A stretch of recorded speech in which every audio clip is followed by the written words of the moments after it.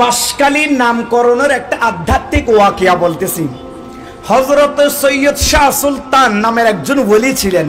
ওই ব্যক্তির একজন ভাগিনা ছিল যার নাম ছিল হযরত সৈয়দ আফজল শাহ। সুবহানাল্লাহ বলেন। উনি ভাগিনার কাছে একটা চিঠি লিখলেন। চিঠির শুরুতে বিসমিল্লাহির রহমানির রহিম। চিঠিটা যখন পাঠালেন হযরত আফজল শাহ রহমাতুল্লাহ আলাইহির কাছে পৌঁছালেন এক আশেক ভক্ত। উনি চিঠিটা পড়ে বিসমিল্লাহর যে যত নিচে জের আছে, বিস বান নিচে, তারপর হি হার নিচে জের, যত জের আছে সবগুলোই করস চিহ্ন কেটে দিছে। কি করছে? কেটে দিছে। একই চিঠি আবার ওনার কাছে পাঠিয়ে দিলেন। জোরে বলেন সুবহান। বিসমিল্লাহ শরীফের জের সবগুলো কাইটা হযরত শাহ সুলতানের কাছে পাঠাই দিল। শাহ সুলতান এই চিঠিটা পাইয়া অত্যন্ত গরম হয়ে গেলেন এবং বলতে লাগলো, বাগিনা এই আফজল, তুই আজকে বিসমিল্লাহির রহমানির রহিমের জের কেটে ফেলছিস, আল্লাহ পাক তোর মাথাটা কাইটা ফেলবে। কি কাইটা ফেলবে? মৃত্যুর আগে আল্লাহ পাক তোর মাথাটা কাইটা ফেলো। যখন এইভাবে বদদুয়া দিয়ে দিল, আল্লাহর ওলিরা তো বললে হয়ে যায়। কুনতু সামিআহুল্লাযী ইয়াসমাউ বিহি ওয়া বাসারুহুল্লাযী ইউবসিরু বিহা ওয়া ইয়াদুহুল্লাতী ইউবতিশু বিহা ওয়া রিজাহুল্লাযী ইয়ামশি বিহা। সুবহানাল্লাহ বলেন। আলোচনা কোনো শুরু করি না, একটু পরে করব। উঠেন না, বসেন বসেন বসেন, বসে যান। আফজল শাহ শাহ সুলতানের কাছে পাঠাইলেন।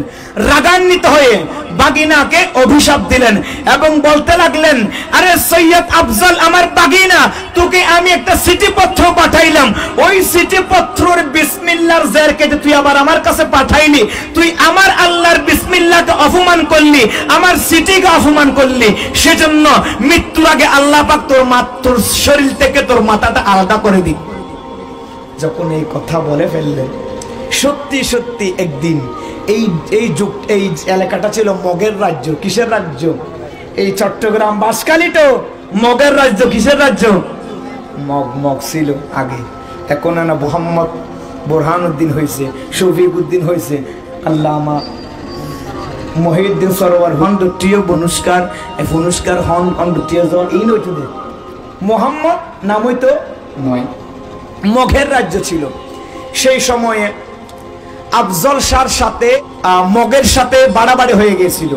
মগের যিনি বস, মগের একটা পরিচালক আছে, ওই পরিচালকের সাথে তখন মগের এই মহান রাজা হুকুম দিল, এই আফজলের মাথা কেটে ওনার কাছে নিয়ে যাওয়া হবে। যেই আনতে পারবে তাকে 100 দিরহাম দেওয়া হবে। কত দিরহাম?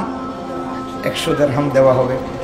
তখন মগ বাহিনী যারা সৈন্যরা আছে সবাই গিয়ে আফজল শাহকে খুঁজতে লাগলেন। খুঁজে খুঁজে খুঁজে বের করলেন। বের করার পর ওনার শরীর থেকে মাথাটা আলাদা করে ফেললেন। ইন্না লিল্লাহি ওয়া ইন্না ইলাইহি রাজিউন। পুরস্কারের জন্য মগের রাজার কাছে আসতেছে।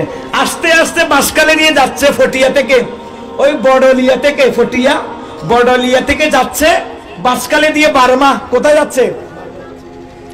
এই বাঁশখালী থানায় আয়সা, বর্তমান বাঁশখালী আর কি, তখন অন্য নামে ছিল, মগের রাজ্য ছিল।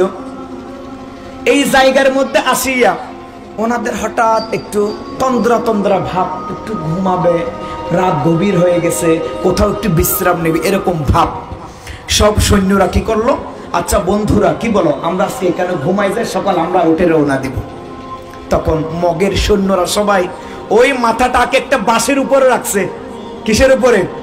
যাতে সাধারণ মানুষ কেউ পাইলে নিয়ে না যাইতে পারে। বাঁশের উপরে অনেক উঁচু জায়গার মধ্যে রাখছে, যাতে কেউ ধরতে না পারে, বুঝতে যাতে না পারে। সবাই ঘুমাইলেন। ওরে আরামের ঘুম। এর তো সকালবেলায় রাজার কাছে পুরস্কারের জন্য যাবে, কত আনন্দের ঘুম, খবর নাই। তখন ঘুম থেকে উঠে দেখে ওই বাঁশের মাথাটা খালি, আর মাথা নাই। জোরে বলেন সুবহানাল্লাহ।